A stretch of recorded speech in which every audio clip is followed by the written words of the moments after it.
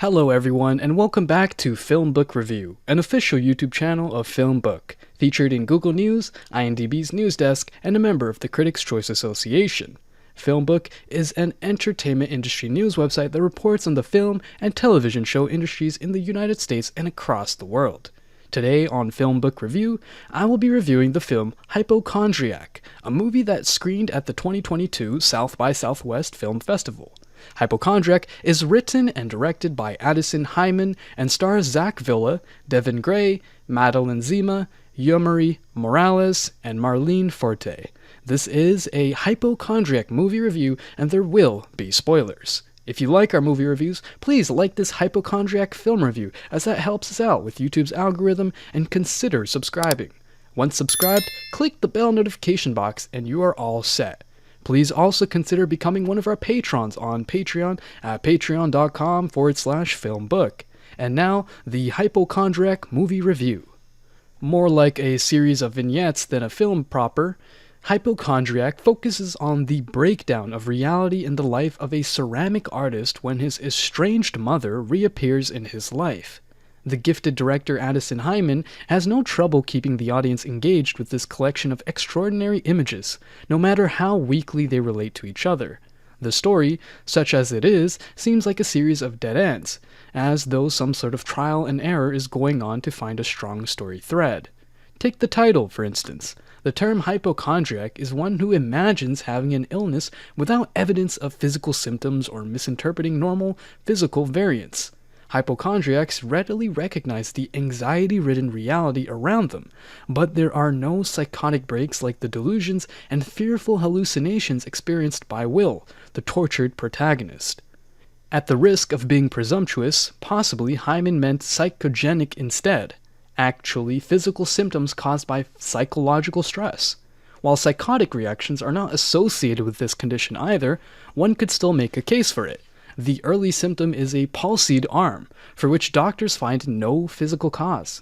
It's not much of a stretch and still well in keeping the body horror genre of this piece. But that said, there's much to enjoy about this film, not the least of which are the performances. Zach Villa, as the hero, handles the array of moods, petulance, and aggression with equal aplomb. He conveys what connecting narrative thread there is, though the wild antitheses are hard to account for. Marlene Forte triumphs as Will's mother, struggling with her own delusions, yet she imparts the intelligent, insightful woman that appealed to Will's father, played by Chris Dubeck, enough to wed her. Dubeck's stony portrayal as the thorny dad stands out thanks to his near-complete emotional withdrawal, evidently more jurist than his dad. He has plenty of advice for his son, delivered with such utilitarian chill that one expects Will to get a bill in the mail. Zach's mother, without a doubt, loves her son, but in a way as damaging as Dad's indifference. As first she starts sending packages to Will containing warnings by way of notes, clippings, cassette and VHS tapes, and eventually appearing in person.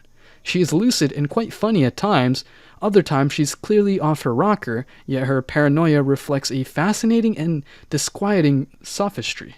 Also, a wolf-like phantom as part of Will's delusion seems to have a connection to Mom. The opening scene is a video of Will in a wolf costume with Mom encouraging grunts and growls. This wolf, now animated and frankly scary, appears here and there throughout the film, sometimes ferocious, other times like a mentor or a playmate. No doubt Hyman assigns a special role to this spectral creature, but doesn't clarify the concept. A good guess might be something like Jekyll and Hyde, but again, it's hard to know where this lycanthrope fits into the cracks. Zach's boyfriend, Luke, played by Devin Gray, is probably the most enigmatic character in this work. The couple seems on the edge of full-blown commitment, from which Will shies away. Alternately tender, passive-aggressive, or exasperated, it's hard to fathom at certain points if Luke is present at all, or just a reflection of Will's past. Yet these scenes, like most others, taken separately, are striking and horrific. The poster image is an excellent example. Despite its jagged narrative, there's nothing shoddy about it. There's no denying that Hypochondriac has a fascinating tenure, but the director's vision keeps outstripping the plot.